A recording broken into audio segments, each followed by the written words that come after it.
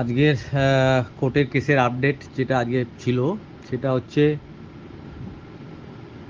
যে আমাদের এনহ্যান্সমেন্টের ব্যাপারে যে কেসটা চলছে সেখানে আমরা যথারীতি রাজ্যের অন্যান্য কর্মচারীদের যে মাইনে বৃদ্ধি হয়েছে সেটা বলা হয়েছে এবং তখন রাজ্য সরকারকে জানতে চায় বিষয়টা।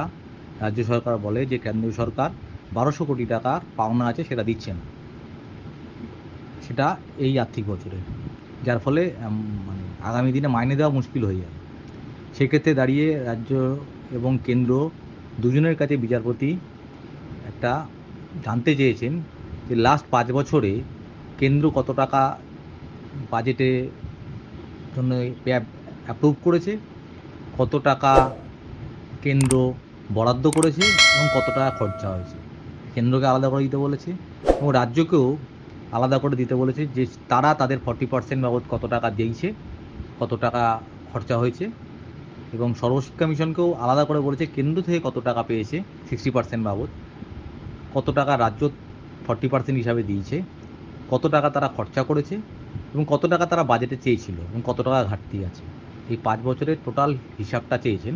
তাহলে পরিষ্কার হয়ে যাবে যে আমাদের বঞ্চনার যে ইতিহাসটা চলছে, যে এই কেন্দ্র দিচ্ছে না, রাজ্য দিচ্ছে না, বা আমরা কে দিচ্ছে আর কে দিচ্ছে না সেই ফাঁকতালে পড়ে আমরা দুদিক থেকেই পিছছি, এবং সেই ব্যাপারটা বিচারপতি নিজেও আজকে বুঝতে পেরেছেন এবং সেই জন্যই তিনি লাস্ট 5 বছরের হিসাবটা প্রত্যেকের কাছে ইন্ডিভিজুয়ালি চেয়েছেন এবং আগামী 16ই এপ্রিল নেক্সট হিয়ারিংয়ের ডেট, ফিক্সড ডেট ধার্য করেছেন এবং আমরা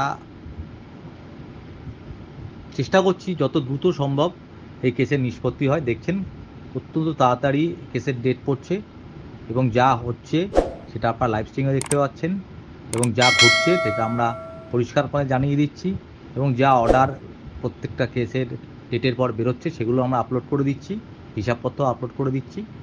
সুতরাং আমরা আমাদের দিক থেকে সব রকম চেষ্টা করছি। এবার সময় বেশি লাগছে কেন, তার কারণটা হচ্ছে এটা হচ্ছে কেন্দ্র রাজ্য দুটোর যৌথ প্রকল্প, যার জ্ঞানাকলে পড়ে আমাদের ভাগের মা গঙ্গা পায় না মতন অবস্থা। না এ দিক দেখছে, না ও দেখছে, না এ দিচ্ছে না ও দিচ্ছে, যার ফলে আমরা দুটোর মাঝখানে পড়ে পিছিয়ে যাচ্ছি।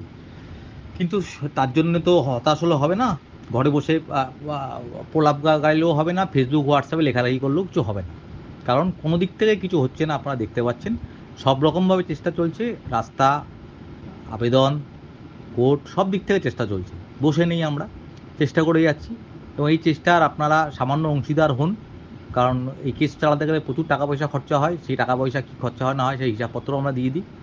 ইতিমধ্যে আমরা অনেক দিন টাকা পয়সার কথা বলিনি, কিন্তু প্রায় টাকা পয়সা অনেকটাই প্রয়োজন এখন কেসটা চালাতে গেলে, এবং আমরা কেসের প্রায় শেষ পর্যায়ে চলে এসেছি।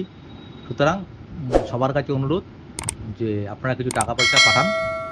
আমাদের যে অ্যাকাউন্ট নাম্বার আছে, অ্যাকাউন্ট নাম্বারটা গ্রুপে দিয়ে দেবো, আপনারা যতটা সম্ভব আপনারা পাঠান। নেক্সট হিয়ারিং 16 তারিখ আছে এপ্রিলের।